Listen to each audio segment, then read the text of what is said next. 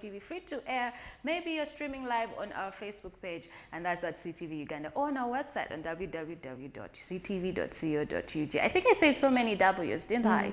I always say like 4 or 5 W's, but you get the gist. It's www.ctv.co.ug. Welcome to our segment of lifestyle, and today it is Friday. It is hit or miss, my favorite segment of lifestyle on during the week. So today we are going to be talking about something that I drew inspiration from because of my hair, my braids. So today we're going to be talking about cornrows. Now I would like to put a disclaimer because cornrows are a part of African culture and it's our heritage. So we are not here today to bash or say we don't like, but rather to say that this is a style that works for me and the shape of my head, as opposed, or definitely my face, or my preference, because many people may not really know the history behind cornrows and why this hairstyle is actually is such a huge importance and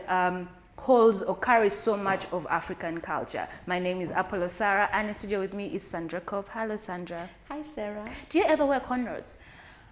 Like you said, the shape of the head, so I kind of stay away from corners because I have like 2 corners here that I need to cover. My head is like a boat. So, But you have worn braids. Yes, of course.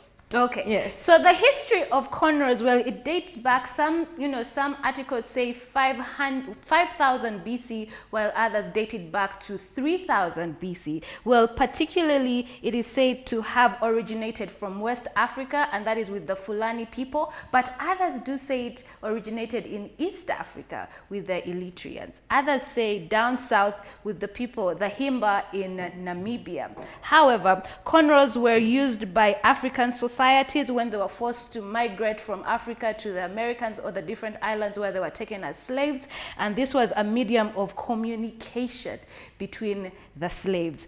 Others used this as a sign of resistance of slavery, and they used these styles, that's the cornrows, to map out escape routes from the plantations. Wow. Did you know that? No, I didn't. It's very interesting. So it is not just a lifestyle or a hairstyle. This was actually an escape plan, a route. And also they used the cornrows to hide seeds of rice and cotton in their hair.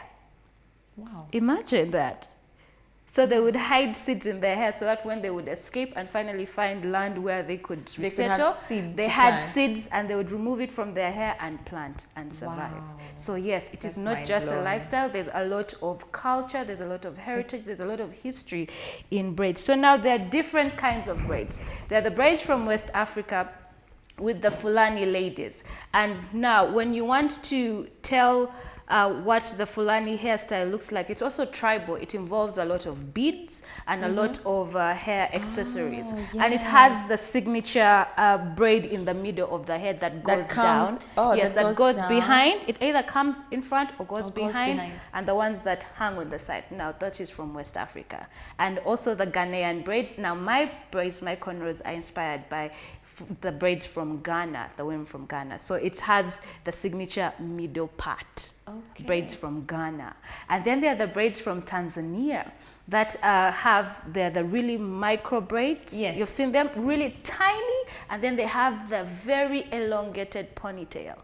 Oh, yeah. So now those are the cornrows from Tanzania. And then there are the cornrows from Eritrea and Ethiopia that there's called the Habesha or the Albano.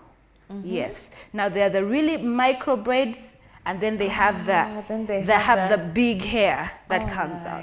So it's important to know where you're drawing inspiration from your braids. So don't just go to the salon and say, I like that hairstyle. It's important. Don't just culture appropriate.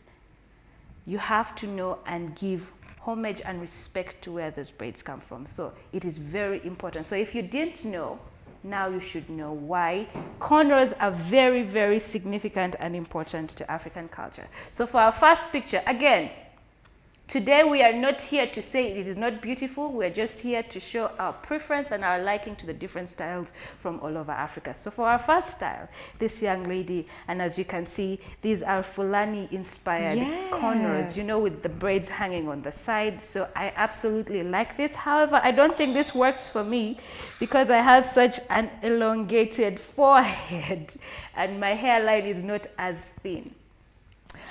I love this. I love it. If you look at the detail, do you see the beading? They're actually skulls. Yes. Do you see that? Yes. I love that. And then like the detail at the bottom, the gold beading at the bottom with like the big bead. There's a lot of detail that has gone into it. And I like the fact that they're a bit thick coming down. Because for myself, like I said, I can't have something very thin lying on my, so this would like hide the shape of my head. Yeah. Yes, so this is nice. This is definitely a hit for me. Absolutely. I love it. And this is also a protective style. As you can see, it's very, you know, delicate and it doesn't go away from her forehead. It comes in front to her forehead.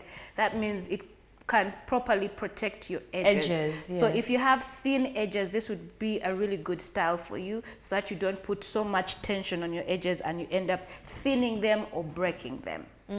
So some of us who have big foreheads, we have to, you know, draw the hair away like that. And also, if you didn't know, well, warriors and kings were identified by their braided hairstyles. Now this is evident in cultures in West Africa, in Sudan, in places like Eritrea, Ethiopia, in Somalia, in Djibouti. So kings, warriors used to braid their hair, and also social status and different social classes were identified by the type of style of cornrows. So it could show your marital status, your kingship, if your religious beliefs, and even age. Wow. Yeah. So let us not just go to the salon and think, let me just plait pencil because it is quick. No, there is so much beautiful, rich culture to it. Moving on to our next hairstyle. And as you can see, this is also inspired by Fulani braids from West Africa. This is beautiful. Gorgeous. I love it. Exactly. And if you watch any of those Nigerian movies or Ghanaian movies from West Africa, or if you ever look at pictures of the royal family from West Africa, they always have their hair similarly braided like this. Yes. Similarly like this, and you see the braids on her forehead. Yes. That was a sign when that's how royalty used to braid their hair, to as if mimic a crown. So this is absolutely gorgeous. I love it. I love the Beautiful, different. I love like that because they put like a shell here. You see the shell? Yes. Right above the beads, and these beads are like silver or gold. Yes. They're not like the normal other beads. And I like the detail at the back, like the rope type. Yes. That looks really nice. Well, now as you can see, moving on to our next picture, of course, cornrows hairstyles have evolved over time, and now people are putting a contemporary modern twist to it. You know, the millennials are now doing all kinds of things, adding color, adding different shapes and, you know, styles to it. But I absolutely love this one as well. This is absolutely gorgeous. I love it. I love the color at the bottom. Yes. And you can have like different colors, yeah? Like copper. I think I would go for copper. With the like copper. with the copper, ombre. yes. Yes, absolutely. That would look really nice. I love this. Moving on, again, Fulani inspired braids. You know what? Starting from about the 2020, this has actually become a very popular hairstyle. A very popular hairstyle, of course, with the cornrows coming in. Of course, also back in the early 2000s, Alicia Keys donned this hairstyle quite a bit when she still had her signature cornrows. Yes. Yes, absolutely. I like this. However, the beads are a bit too much for me, but that is what the style is supposed to be. I love it. You love this? I love it. I think though I would go for like gold beads. Yes, at the bottom, and not too many. Yes. Yeah, just like a dash of gold at the bottom.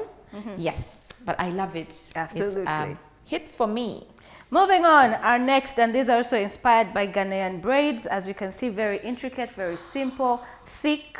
Actually, because women from West Africa do have very thick hair and very thick hairlines. So that is why when they do pencil or when their braids are a lot smaller, it looks a lot more packed and congested. Oh, because they have thicker hair. Yes, and that is why they have a lot more bigger, strands to, just have a neat, beautiful finishing. I absolutely adore this. I don't like the accessories in the hair. I love like them. something a Those lot rings more are the truth. Oh my goodness, that's what I love about this look. Yes. The rings, they're so different. Yes. And I've seen the Fulani tribe that we looked at, the way they have like the middle, then they put the rings on it like this. It looks absolutely beautiful. Gorgeous. Well, moving on, again, inspired again by the Fulani with the signature, in the middle, braid in the middle. This is absolutely, it looks, you see the thing about cornrows, they all look gorgeous. You just have to find one that frames your face very properly. I don't like this one though. You don't like it? I feel like she has a bald head.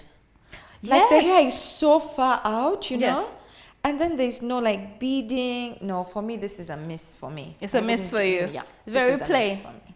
Yeah, it's plain and she looks like she's balding. I know. Exactly. You see, it's important. Get something that works for your hairline. Again, more braids from West Africa. This absolutely looks gorgeous. I like it. But then again, the beads may be a bit too much for me. I think somebody who is a lot younger would don this much better. I like it, but I think I would go for another color at the bottom, maybe like a nice blonde at the bottom, and then just a few gold beads on the side. Yes. And then lastly, our picture inspired from braids from Ethiopia and Eritrea. I already gave an example of this. These are the Habesha braids, where they are micro braids, and then you have the big hair at the back. Absolutely gorgeous. But then again, it's not for everybody. Yeah? What do you think? I like this one. I like it because guess what? With the hair that you leave open at the back, you can leave it open like that, or you can tie it up, and pin it. Yes. Yes, so like you don't have to be stuck with one style. Yes. It's very versatile. I love it. It's a hit for me. Yes, so this is inspired by the Habesha hair from Eritrea, or Ethiopia, because ladies from that part of the country, of the world, of the continent, have this kind of hair that can be either really micro braids, like really micro, tiny, the tiniest of tiniest cornrows, or you could have a medium size to your preference. So, and and there you have it. That's the origin of cornrows and why African women wear cornrows. So if you didn't know, now you know. You get to learn something new every day. I've learned quite a few things today.